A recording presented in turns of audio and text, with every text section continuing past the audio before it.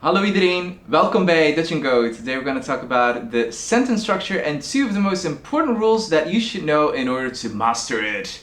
Let's go! So, first of all, you might have noticed that the sentence structure in Dutch, let's say, it's a bit rigid. It's not super flexible and it doesn't allow a lot of room for error, okay?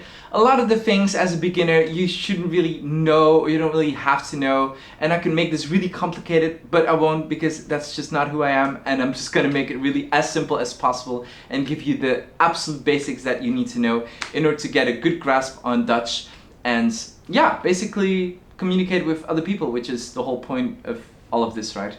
Right.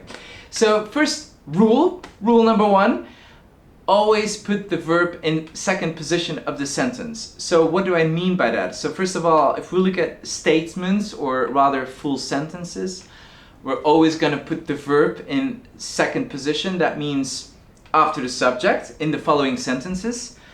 Ik kom naar huis. Mijn vader woont in België. Ik heb 3 kinderen. Mijn broer werkt bij een bedrijf in Brussel. Ik ga 's avonds altijd naar de gym. Or option number 2, where I put the time first and the subject after the verb. Morgen kom ik naar huis. 'S avonds ga ik altijd naar de gym. Op dinsdag breng ik de kinderen naar school. In het weekend maak ik een wandeling in het park. Volgende week heb ik vakantie. So in all of these cases, the verb appeared after the time element, okay? Also, the verb is also in second position in open questions. Waar woon jij? Waar ga je naartoe? Hoe ga je naar het werk? Met wie werk jij samen? Wat is haar beroep? Welke films vind je leuk? Hoe vaak ga je naar de gym? In all of these sentences, the verb appeared in second position after the question word, okay? Or the question words in the case of, for example, welke films or hoe vaak. Now, there's only one exception to the rule of verb in second position, which is the yes or no questions, in which case the verb is in first position, okay? As in the following sentences. Woon jij in België? Kom jij uit Brussel? Woont jouw vader in Brugge? Werk jij met kinderen? Is zij een tandarts? Hou je van romantische comedies? Gaan jullie vaak naar de gym? So, that was the first rule tackled. Basically, verb, second position, always minus yes or no questions. And now, on to rule number 2. Eindgroep, okay? If you're a medium to advanced student, this might be a little bit confusing to you, or you've probably heard about it. Eindgroep is basically that part of the sentence which contains all of the other verbs that aren't necessarily conjugated. So for example, infinitives, separable elements of separable verbs, and participiums. I'm not going to explain how all of these separate elements works. That will be for a separate video. However, we'll be looking into the structure specifically, okay? Because this is a video about structure, right? Focus. So, let's look at the example. Ik wil in België wonen. There we have the infinitive at the end. Eindgroep always goes at the absolute end of the sentence. It is my final frontier, okay? Imagine that it was a house. This is the wall. This is the last wall which encases the rest of the house, the rest of the sentence. Or, for example, you could also compare it to these tonsils, okay?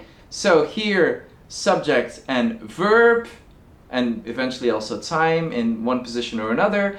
And then here, eindgroep at the end, okay? At the absolute end. Everything else in the sentence happens in between. See this? This is completely stretchable, okay? It's very stretchy. So this means that I can also stretch it to incredible lengths, such as in the following sentences that I've constructed specifically for the occasion.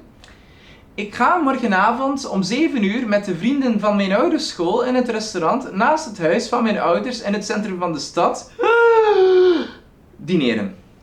Or, ik moet vanmiddag om 12 uur de vergadering over de economische problemen in het zuiden van Europa organiseren. So, okay, these sentences are ridiculously long and technically people would not use them like this. However, they are completely 100% grammatically correct, okay?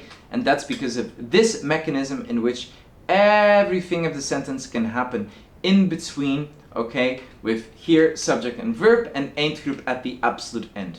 Now, let's look at some other more realistic examples. So, as I've already given you the example, ik wil in België wonen. Mijn vader moet de rekeningen betalen. Wij gaan vanavond in een restaurant eten. Ik sta in de week altijd om 7 uur op. Morgen kom ik om 7 uur op het station aan. Wij hebben gisteren tot 9 uur gewerkt. Ik ben in het weekend naar de zee gegaan.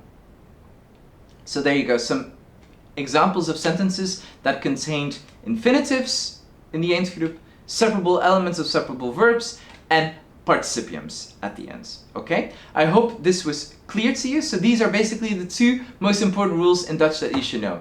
Verb always goes in position number 2 except for yes or no questions, and eindgroep always goes at the end. If you would like me to, I'm also happy to make a video about the differences between yes or no and open-ended questions, but for that I would need some support from you guys in the comments. How many of you out there are struggling with the differences between yes or no questions and open questions? If there are lots of you, let me know and I'm happy to make a specific video about that too. Thank you so much for watching. Tot de volgende keer. Subscribe if you like, because I make new videos every week about hot and heavy grammatical questions and problems, things that might give you insomnia or, I don't know, a bloody nose or things like that. So please subscribe and tot de volgende keer. Dag! And also from my friend Mr. Tansel. Dag!